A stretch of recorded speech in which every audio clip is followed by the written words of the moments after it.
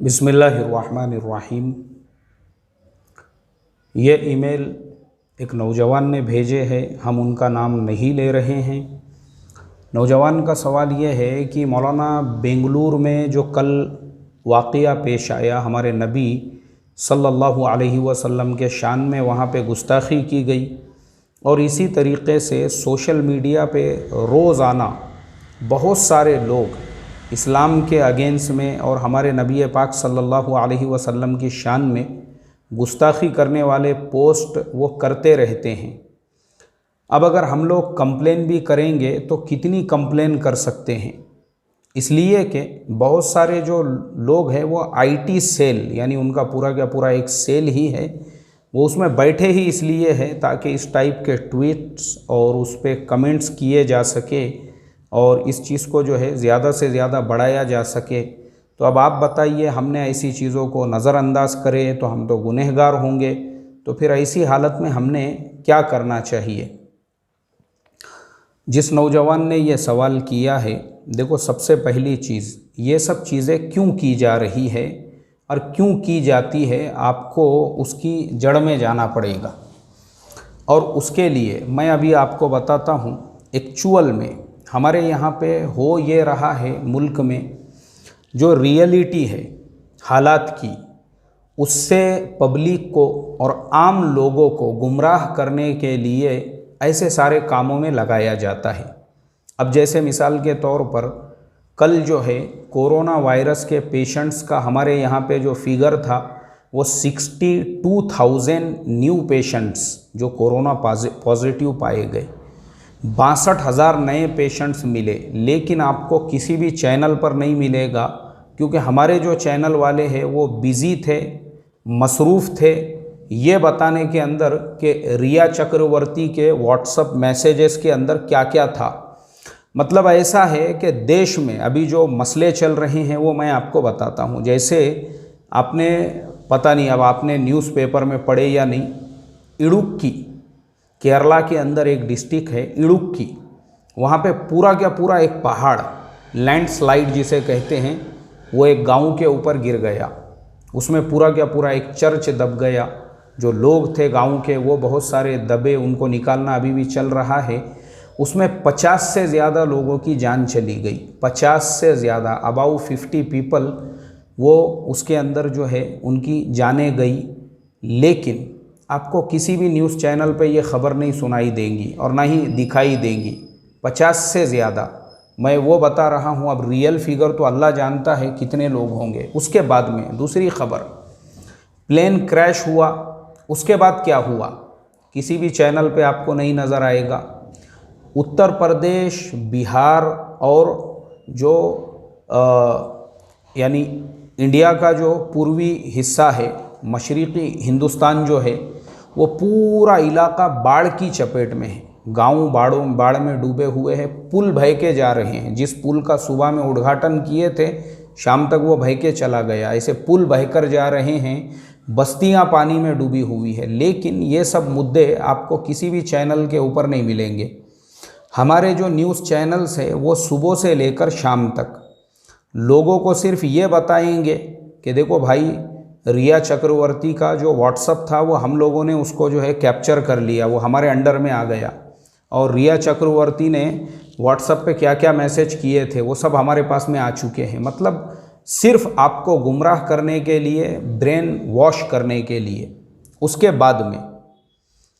बाद में अब ये जो सोशल मीडिया की आपने बातें लिखी हैं, तो ये सब बातों के पीछे का मकसद यही होता है कि मुल्क में ये माहौल बनाया जाए कि मुसलमान, देखो ये कैसे जज्बाती लोग हैं, कैसे जोशीले लोग हैं, हमारे नबी सल्लल्लाहु अलैहि वसल्लम की शान में गुस्ताखाना बातें लिखकर और ये सारी बातें लिखकर जो है, ताकि मुसलमान फिर जोश में, जज्बात में आकर रोड रास्तों पे उतरे, तो फिर न्यूज़ चैनल वालों को एक नया टॉपिक, एक नया मुद्दा मिले और उसके ऊपर फिर वो 15 दिन तक डिबेट दिखाते रहे। और जो मुद्दे इकोनॉमी जो है ना हमारी माइनस में जा चुकी है। कल या परसों ही उसके फिगर्स आए थे कि 18-20% जो है अभी हम माइनस में चले गए। प्लस का भूल जाओ, अब आप माइनस में। कंपनियां बंद हो रही है, आपने सुने होंगे एटलस कंपनी, तकरीबन 50 साल पुरानी साइकिल बनाने वाली कंपनी थी, बंद हो गई। वो बड़ी बड़ी कंपनियां बंद हो रही है, लोग खाना नहीं है, जॉब्स नहीं हैं और धंधे कारोबार बंद हो चुके हैं तो ख़ुदकुशी कर रहे हैं।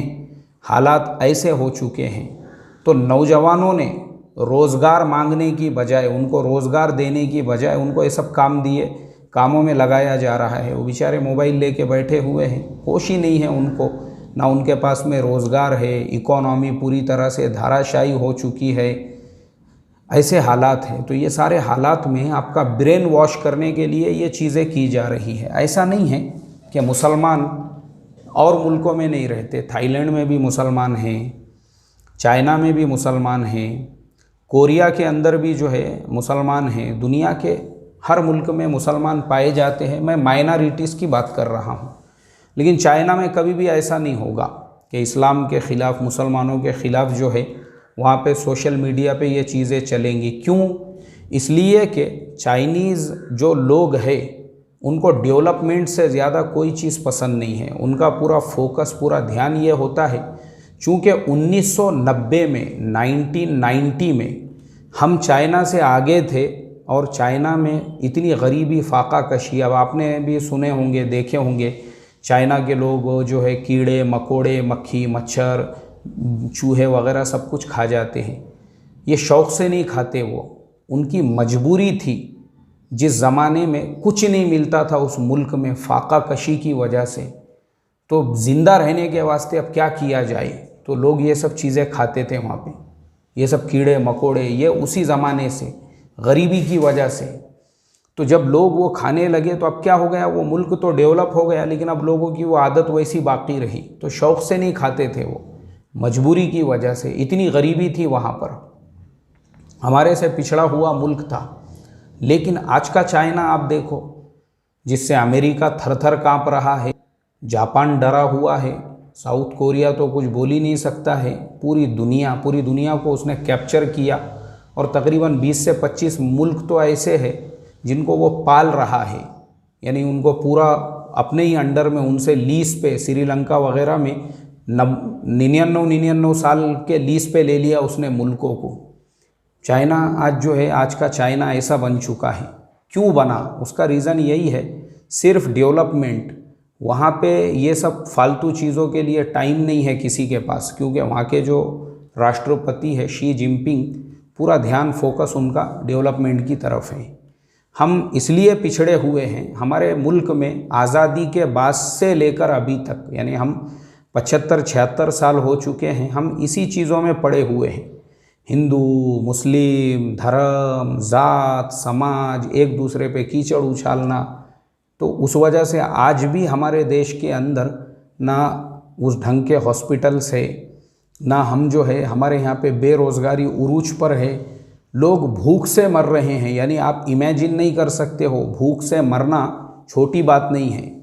ये सब चीज़ें हमारे यहाँ पे इसलिए हो रही है क्योंकि हमारी जो पब्लिक और हमारा जो यानी जो हमारे अवाम हैं, उनको ये कामों में लगाया गया है।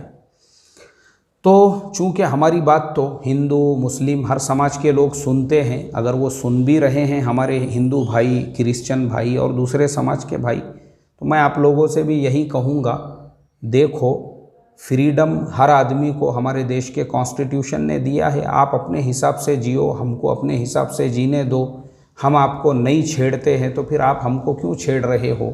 एक दूसरे को ना छेड़ते हुए हम अमन से, प्यार से देश के डेवलपमेंट के लिए क्या कर सकते हैं? हमारे यहाँ पे सबसे बड़ा प्रॉब्लम यही है कि हम जो है ना, हिंदू बन गए, मुसलमान बन गए, सिख बन गए, ईसाई बने, सब कुछ बने, लेकिन ओरिजिनल हिंदुस्तानी, इंडियन आज तक हम लोग नहीं बने हैं।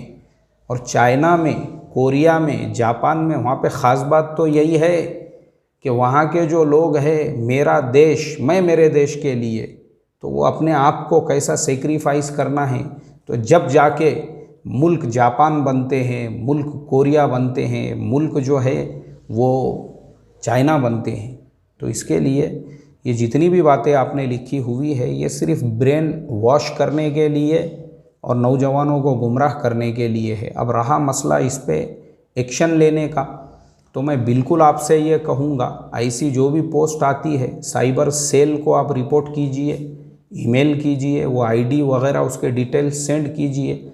जितना हमारे बस में है हमने करना चाहिए। अल्लाह अमल की तौफीक अता फरमाए। अस्सलामु अलैकुम व रहमतुल्लाहि व बरकातुहू।